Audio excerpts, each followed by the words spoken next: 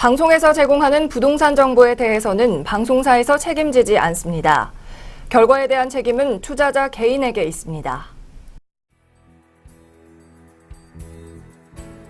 전국의 MBN 시청자 여러분 안녕하십니까. 휴가철입니다. 날씨도 덥죠. 자, 날씨도 더운데 파리 부동산 대책이라는 것을 발표해서 이 시장에서는 내가 어떻게 대처를 해야 되지 하고 생각하실 겁니다. 그래서 전번에 25강에 대해서 개괄적인 그리고 포괄적인 얘기를 했고, 제가 26강과 27강에서는 어떻게 내가 현명하게 대처를 해야 되지, 이 지금 대책의 본질이 뭘지, 내가 가지고 있는, 내가 소유하고 있는 물건은 어떻게 관계가 되지, 이 얘기를 26강과 27강에서 해드린다고 했습니다. 자, 26강 긴급진단 2017년도 파리 부동산 대책 2 시작하겠습니다.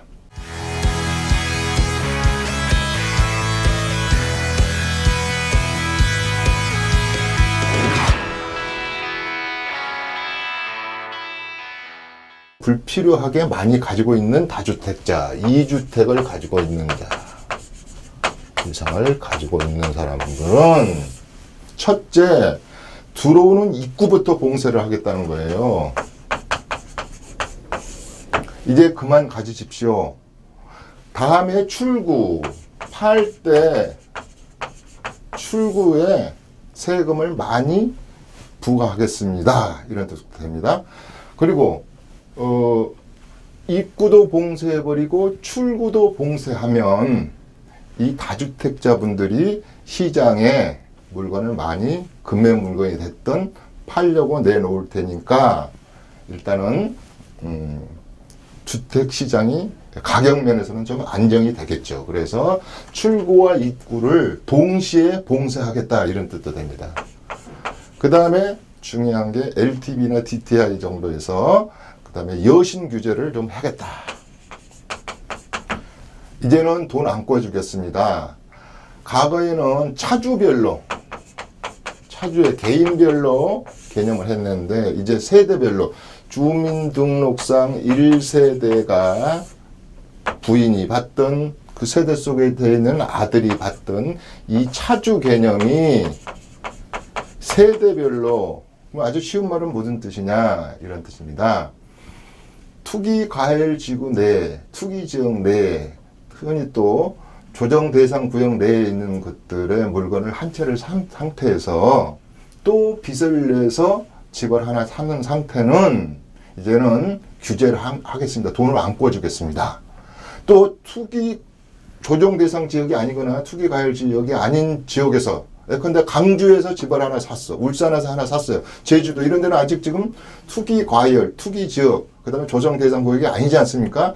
이런 지역에 집을 하나 샀던가, 과거에 뭐 올해 샀던가 작년에 사 있는데 서울에 내가 재건축을 하나 살려고 할 때는 이제는 돈을 꿔준다고 하더라도 30% 미만으로 꿔주겠습니다. 이렇게. 그러니까 여신을 규제하겠습니다. 그러면 이제 두 마리 토끼를 잡는 거죠. 자, 출구 전략의 입구도 봉쇄하면서 우리가 가계부채를 좀 줄이는, 가계부채가 좀 문제가 되고 있지 않습니까? 그러니까 정부는 이번에 파리 대책은 여러 가지 토끼를 동시에 잡는 전략을 펴는 것 같아요.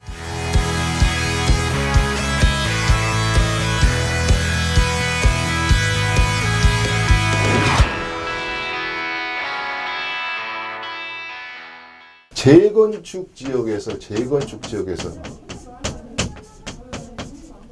우리나라 부자들이 가장 갖고 싶어하는 명품 재건축, 30년, 40년 올드 오래된 주택을 하나 사서 새로운 주택으로 만들어 가는 과정에 이 주택을 투자가 됐든 투기적인 요소가 됐든 가장 선호한 물건이 됐습니다. 그래서 이것을, 이 녀석을 타겟으로 갑니다. 이 녀석 중에서도 어디에 로케이션, 어디에 입지, 어디에 있는 녀석이냐? 서울시에 있는 녀석이래요. 서울시.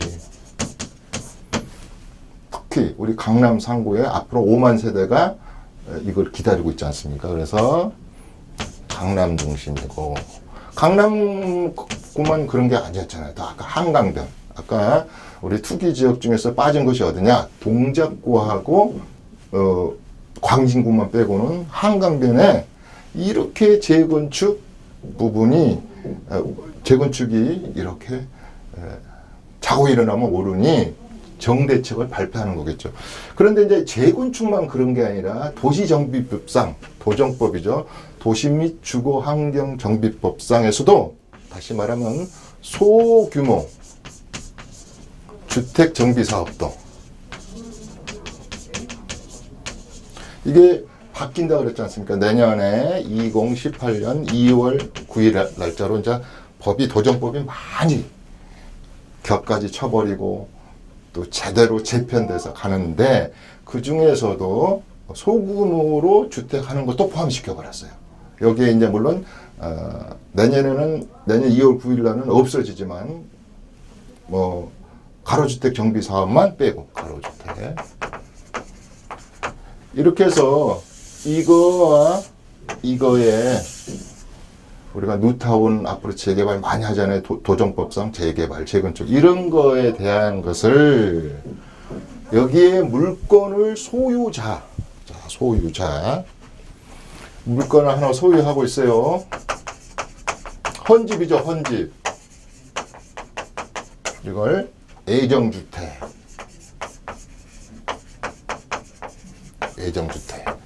또 저는 AB주택 그래요. 애들 주려고 많이 사더라고요. 본인들이. 그래서 뭐 AB주택 이렇게 하는데 이 녀석을 팔아요.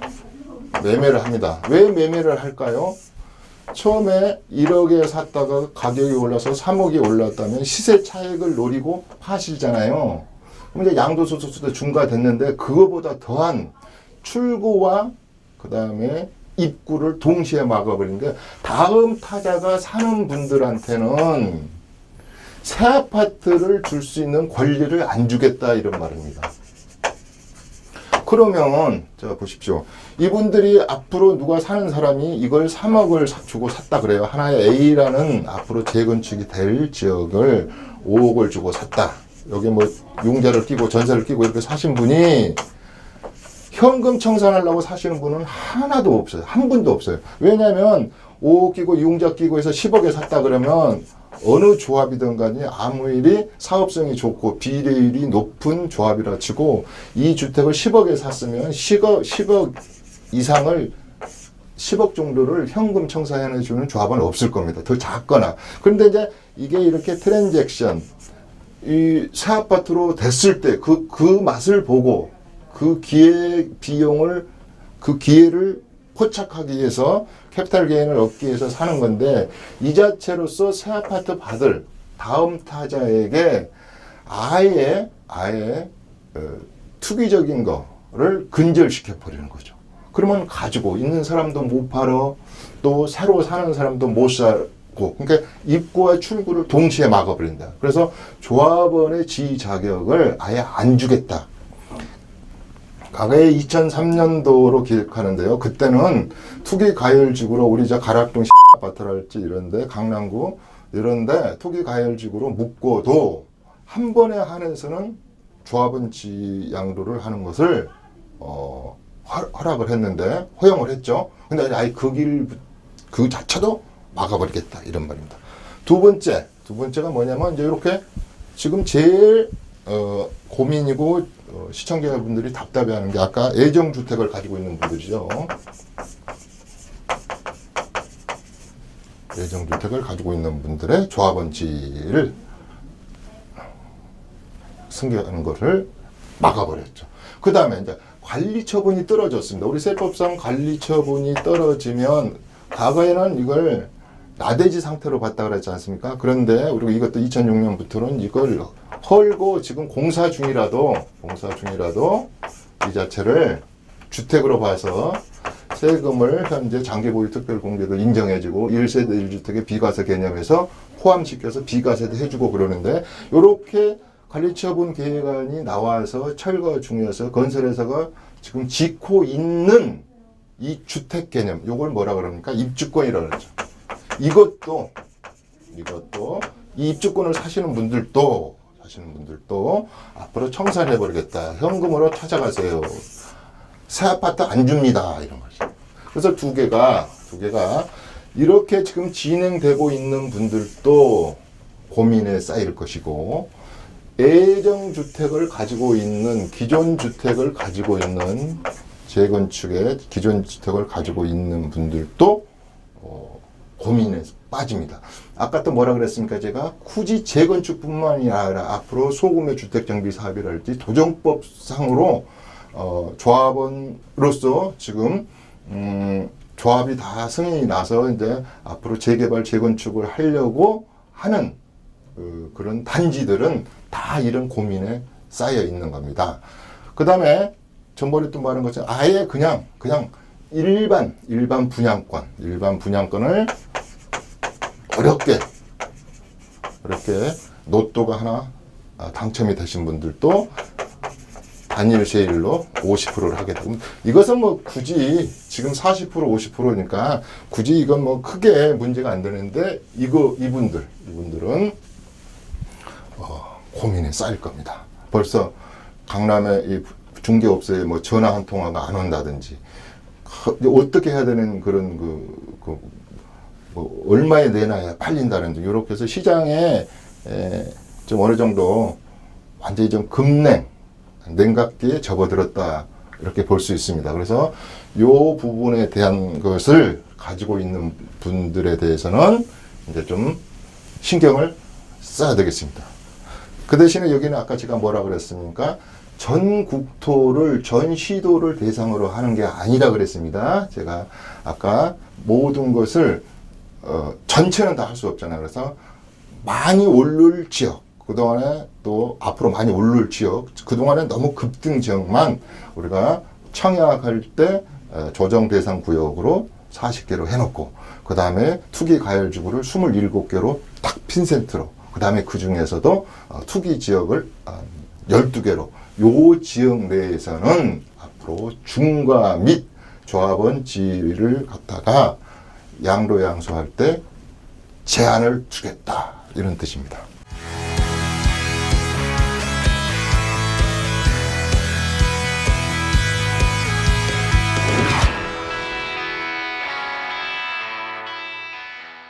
양도소득이 발생했어요. 내가 어느 모 아파트를 한 2년 전에 3억 주고 샀는데 전세 끼고 지금은 5억 간대. 그래서 일단은 지금 부동산을 가서 계약서를 안 썼으니까, 잔금을 안 받았으니까 이제 양도소득이 나한테 캐피탈 게인이 들어온 건 아니죠. 그러나 이제 팔았을 때는 소득이 발생했으니까 이 부분에 대해서는 과거보다는 많이 내세요. 중과시키는 거죠. 중과세가 부활됩니다. 그렇다면 예를 든다면 이런 거죠. 지금 2주택자들은 10%포인트 업식해서 세금을 내세요.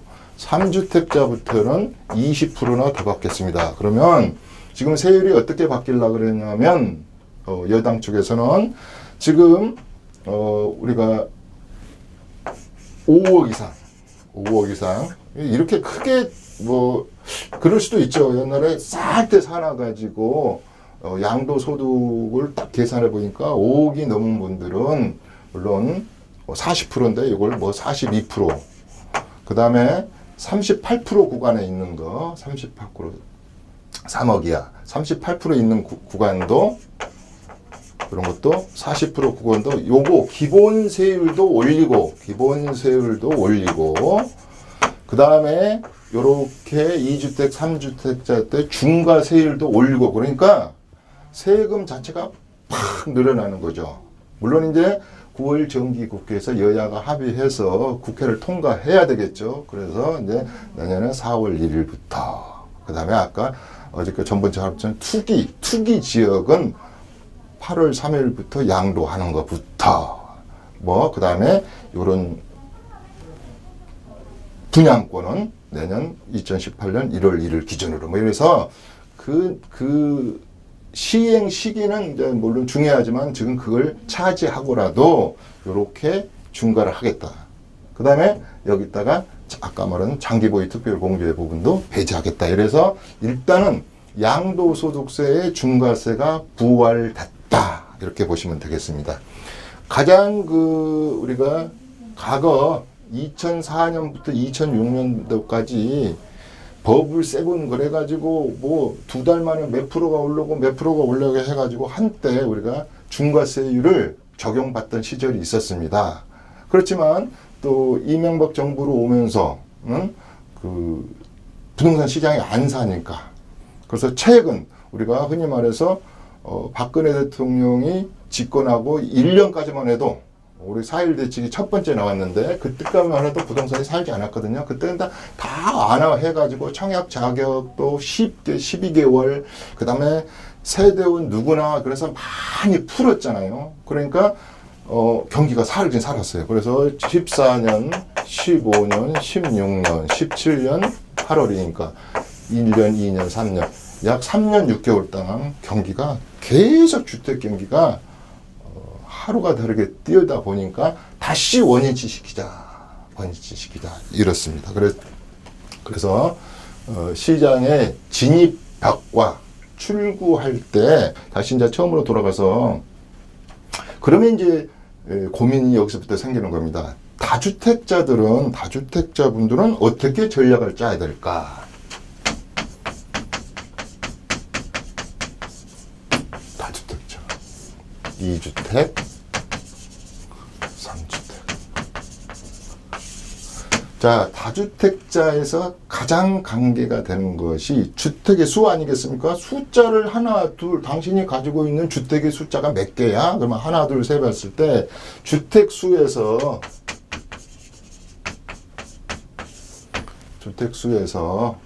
우리가 이런 게 있어요.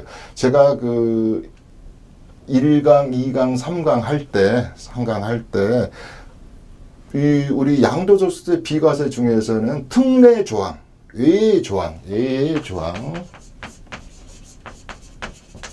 특례 조항을 공부를 해야 되고, 모든 우리 주택에 대한 부동산 세금은 여기에 답이 70~80%가 있다. 이렇게 제가 한번 강의를 한 적도 있는데, 이번에 주택수 중에서도 하나 시청자 여러분들이 신경 써야 될 것은 농가주택이나 도시 A지역에 가지고 있는 고양주택, 농가주택, 시골주택, 기농주택은 그동안에 일정한 컨디션만 갖췄으면 주택수에 포함을 안 시켜가지고 내가 1세대 2주택이 안 들어가고 이런 내가 살고 있는 집이 1세대 1주택의 자격을 유지하면서 비과세 부분을 많이 혜택을 받았는데 이거부터 이제 이걸 주택수에 포함시키겠다.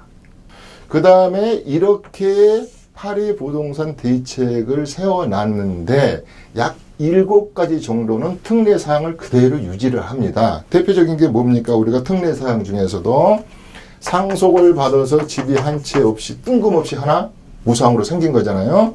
생겼다든지 신랑각 씨가 결혼해서 합가를 했어요. 합가. 그래서 2주택이 됐다든지 또 어르신이나 우리 처갓집 부모님을 모시고 사면서 공양하면서 2주택이 됐다든지 이렇게 해서 투기 목적이 아니고 그 다음에 2주택이 된 분들은 그대로 A 조항을 적용해서 2주택으로 보지 않고 중과를 안 하겠습니다.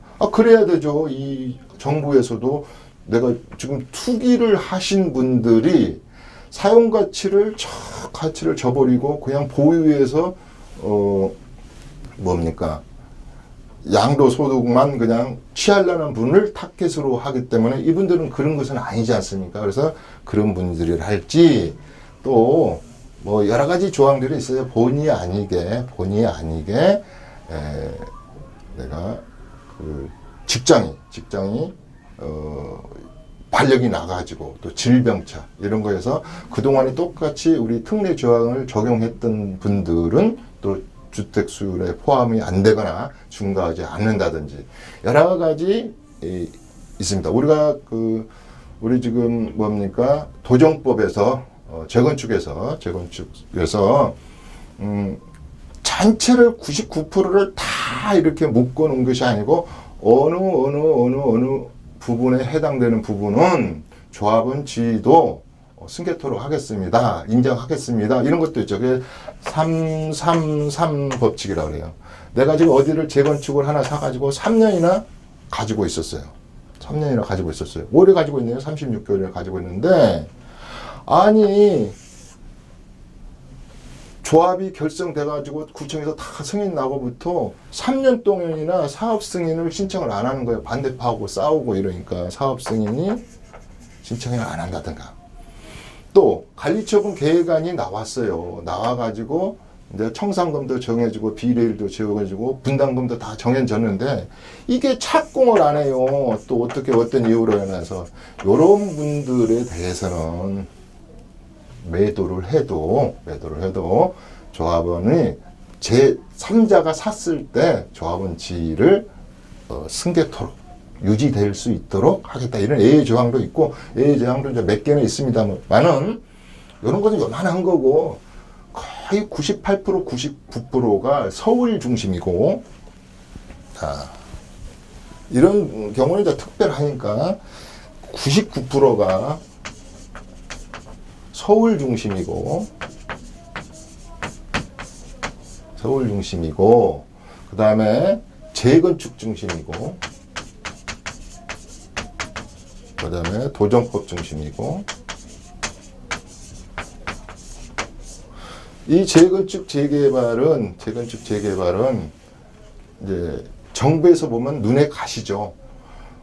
이렇게 너무 규제를 하다 보면은 지금도 우리 강남이 집값이 전세값이 이렇게 뛰는 이유는 공급이 별로 없어요. 이렇게 지금. 그런데 이렇게 되다 보면은 또 내년부터는 초과 이익 한수제까지 아주 강력한 의지를 보였잖아요. 초과에서 개인당 3천만 원이 보면 조합원 개인당 초과 이익을 환수하는 것까지 이렇게 해서 보면 이렇게 앞으로 재개발 재건축의 속도가 굉장히 느릴 수밖에 없을 거예요. 아마 이런 것도 이제 정부에서도 고민을 하고 계실 텐데 아무튼 이렇게 해서 재건축 중심 요거의 중심이다. 서울 중심이다. 그 다음에 아까 제가 뭐라 그랬냐면 서울 중에 25개 구 중에서도 한강변 중심이라고 했어요. 아까 동작구하고 아까 투기 지역 중에서 동작구하고 저기 뭡니까 북쪽에 한개 광진구 두 개 빼고는 한강변은 다 들어갔다. 이게 어떻게 보면 하나하면 한강변 중심이라고 해야 될 때 가장 많이 올랐고 앞으로도 오를 거고 다들 선호하니까 한강변 제가 중심이다 이렇게 한번 해봤어요. 그 다음에 제일 큰 거 다주택자에 대한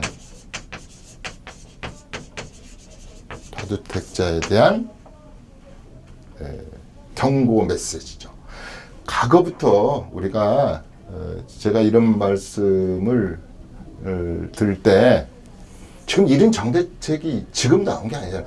처음에 나온 거예요. 1967년도에 제3한강교 지금의 한남대교 85년부터는 한남대교라고 그러는데 그때 경부고속도로 만들고 그러니까 말죽거리 땅이 200원 하던 게 막 6,000원 만원 가버렸거든요. 그래서 박정희 대통령 시절에 경부고속도로 나오니 좌우로 4km 이내에서 양도소득이 발생하는 자는 50% 세금 내라부터 시작해가지고 쭉 정책이 수없이 반복됐어요.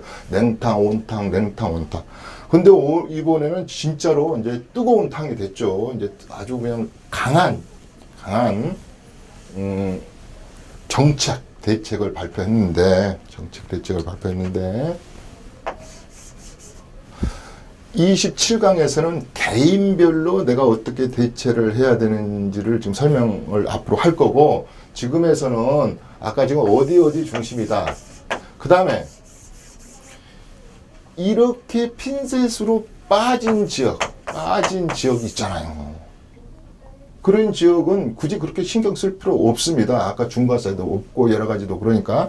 그런데 여기서 하나 더 끼었던 것은 뭐냐면 풍선까지 미리 터뜨려 버렸어요. 이렇게 하다 보면 제3의 투자 방법으로 제3지역으로 확산될 것 같으니까 처음으로 오피스텔에 대한 것을 이야기하기 시작했어요. 이 오피스텔이 주거용으로 많이 쓰지 않습니까? 얼마 전에 세종시가 막 300대 1 넘어가고 뭐 이러니까 이 자체도 어떻게 보면 이게 건축법이잖아요. 그러니까 주택법 개념으로 봐가지고 우리 주택처럼 전매를 이렇게 승계 못하도록 전매 금지. 오피스들도 전매를 하는 것을 금지하겠다. 우리 오피스텔이 전매 금지의 그 컨디션이 있어요. 지금 이 대책 이전에도. 근데 전매 금지를. 여기까지 어떻게 보면 심리적인 것을 압박을 가하는 거죠. 그래서 이렇게 갭 투자를 할지 이런 것들을 못하게 하는 거. 그래서 우리 26강에서 지금 제가 이야기하고자 하는 것은 두 가지입니다. 아까 서울 중심, 그 다음에 투기, 지역 중심, 앤드 조정 대상 지역에 대한 분들은 정신을 바짝 차릴 것. 그 외 지역으로 이거에 아무 포함되지 않는 지역 대해서는 이제 이렇게 좀 더 풍수한 효과가 외것적으로 쏠림이 있을 수는 있어요. 그렇기 때문에 또 뭘 하나 해놨냐면 또 3억 이상짜리 주택을 구입하면 부동산 거래 사실 확인이라 할지 신고할 때 같이 자금이 어디서 났니, 앞으로 전세는 어떻게 할 거니, 이런 것에 대해서 주택 거래에 대해서 과거에 있던 걸 또 이것도 하나 부활했네요. 그래서 이제는 확실하게 갭 투자를 원천적으로 봉사하겠다. 그 다음에 또 하나, 이번에 저질러졌거든요. 미성년자와 다주택자가 물건을 많이 이렇게 가지고 있으면 국세청에서 날카로운 시각으로 보겠다. 그 다음에 또 하나는 우리가 위생법이라고 그래요. 우리가 불량식품을 만든다든가 그러면 공무원들이 수갑을 가지고 다니시는 분들이 있거든요. 그러면 현장에서 체포해야 될 거 아닙니까? 이 불량식품을 만들고 있으면. 그래서 사법경찰. 예컨대 불법으로 이런 투기를 한다든가 그러면은 우리 과태료 같은 것도 1억으로 올렸잖아요. 3년 이하의 징역이랄지 현장을 덮쳐서 검찰에 고발을 해서 압수수색을 할 수 있을 정도로 이렇게를 해서 많은 부분들이 과거에 없던 정대책이 무시무시한 정대책 부분들이 나와 있습니다. 우리는 이제 너무 과도한 욕심을 부리는 투기 행위를 지향하고, 오죽하면 뭐 과유불급이란 말도 있잖아요. 정상적인 재테크를 한다는 개념으로 생각한다면 차라리 파리 이 부동산 대책이 더 시청자 여러분들에게 와닿고 기회의 장이 될 수 있습니다. 자, 27강에 대해서는 좀 더 자세하게 깊게 들어가는 것을 약속드리고, 오늘 긴급진단 파리 종합대책에 대해서 26강 이춘모와 함께하는 부동산 정책 대책에 대해서 한번 짚어봤습니다. 다음 시간에 다시 뵙도록 하겠습니다. 오늘은 여기서 마치겠습니다. 감사합니다.